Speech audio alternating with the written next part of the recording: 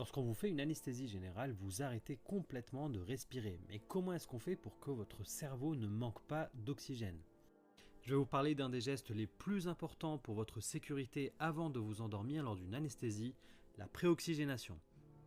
Je sais que ce masque qu'on applique sur le visage avant de vous endormir est un peu désagréable, mais ça peut littéralement vous sauver la vie. Les médicaments qu'on vous injecte au début de l'anesthésie vont arrêter votre respiration. Et donc on a plusieurs moyens pour vous donner de l'oxygène lorsque vous dormez, que ce soit à l'aide d'une intubation, on vous connecte au respirateur, un masque laryngé ou bien tout simplement la ventilation à l'aide du masque et du ballon.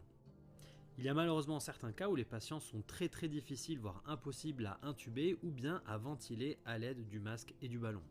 Et c'est justement pour ça qu'on fait la préoxygénation. La préoxygénation, ça consiste à vider complètement vos poumons et de les remplir d'oxygène pur.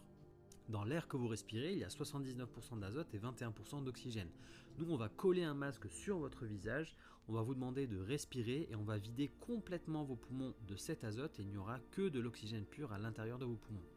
Ce réservoir d'oxygène que vous allez avoir dans les poumons une fois que vous dormez et que vous allez arrêter de respirer va permettre de prolonger la durée pendant laquelle votre oxygène ne va pas baisser lorsque vous ne respirez pas.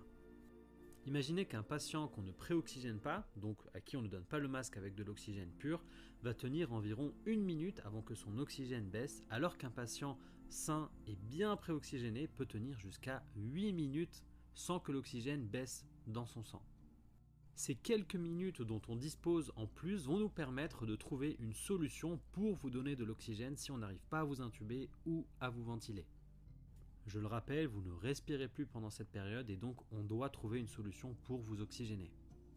La préoxygénation est aussi très importante chez les patients fragiles ou les patients obèses. Lorsque ces patients sont allongés sur le dos, le ventre va écraser les poumons à l'intérieur. Et vu que leurs poumons sont écrasés, eh bien, leur taux d'oxygène va diminuer extrêmement vite lorsqu'on les endort. J'ai déjà vu des patients obèses désaturés au bout de 20 secondes lorsqu'on les endort. C'est franchement dingue.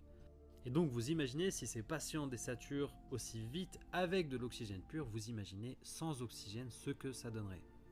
Normalement, une préoxygénation correcte se fait avec le masque étanche, car si le masque est par exemple posé à 1 cm du visage, eh bien l'air va se mélanger à l'oxygène et donc vous n'allez pas respirer de l'oxygène pur. Je sais que ça peut être oppressant et donc on essaie toujours de trouver une solution. Par exemple, si j'ai une patiente jeune qui n'a aucun problème de santé, qui est très maigre et donc a priori qui n'a pas de facteur de ventilation ou d'intubation difficile, eh bien on ne va pas lui faire une crise de panique. Mais tout ça pour dire qu'une préoxygénation correcte est extrêmement importante.